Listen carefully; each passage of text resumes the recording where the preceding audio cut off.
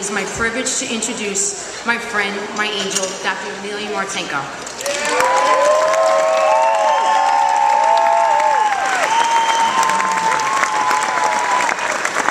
For those who have heard that she is a great physician, she is, and I am alive today because of her.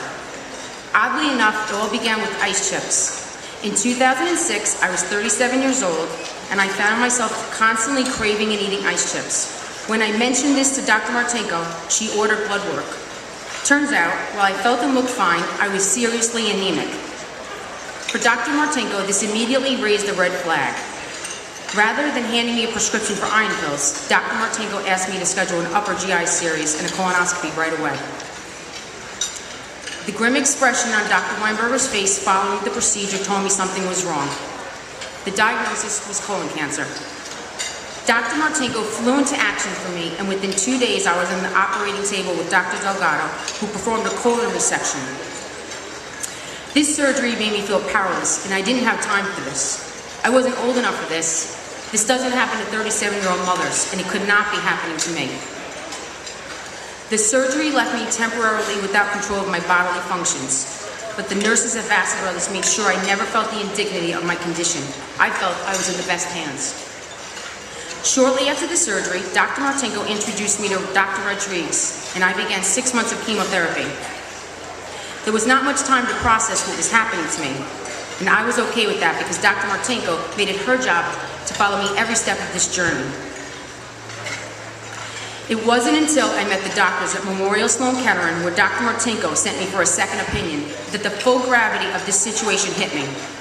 I was stunned when more than one doctor commented on what a miracle it was that this cancer was found. One doctor summed it up perfectly when he said, "This is unbelievable. The doctor who suspected that something was wrong is one sharp physician. You are a very lucky woman," and I am. Congratulations, Dr. Martinko.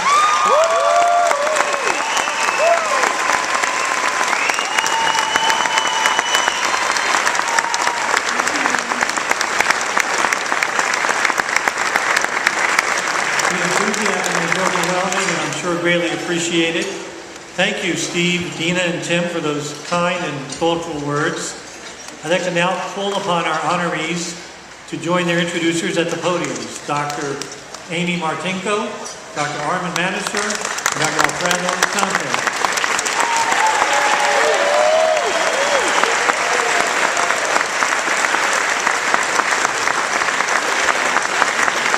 This evening, we are delighted to be able to present you with both the Diamond Gala Award from the Vassar Hospital Medical Center and Foundation, as well as with a resolution from the New York State Senate and Assembly in resolving your service to the community, sponsored by Senator Stephen Salan and Assemblyman Marcus Molinaro.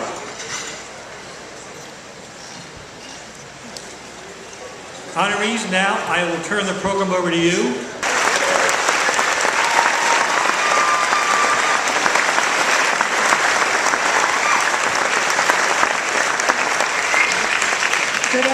Good evening, everyone.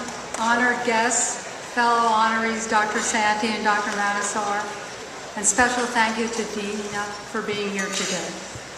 September 11th, or as we call it, 9/11, triggers images and feelings of horror. It was a day of infamy, much as was Pearl Harbor. However, in the face of tragedy, Americans responded with a renewed sense of unity and national pride. Houses of worship were filled, people took time for one another. We were reminded that we should not let life slip by unappreciated. Today, September 11, 2010, holds yet another meaning for me. As I stand before you, hearing your words and applause, I am reminded again how blessed I am to be a physician in America, surrounded by the people I truly care for. My family, the Mid-Hudson Medical Group with whom I work, the Vassar Brothers medical staff who strive to provide the patients from our community with excellent care, and all my friends and colleagues. I love being a doctor. I can remember the joys and pains of my medical school education and training. My family was there. My father, when I was born, told his friends that I could do anything. My mother, when she heard I was accepted at medical school, offered to mortgage her house. My Aunt Sis gave me my first stethoscope, and my godfather, Paul Huff, bought my first doctor's bag, or my only doctor's bag, because I still use it today. My brothers and sisters have always been there for me. I have a sacred obligation to do the best I can do in the care of my patients. Every day is a new day to continue to learn, to continue to care. I thank all of you for sharing this night with me. I am inspired and humbled. I know my mother, Peggy, would have been proud and happy to be here. And may God bless America.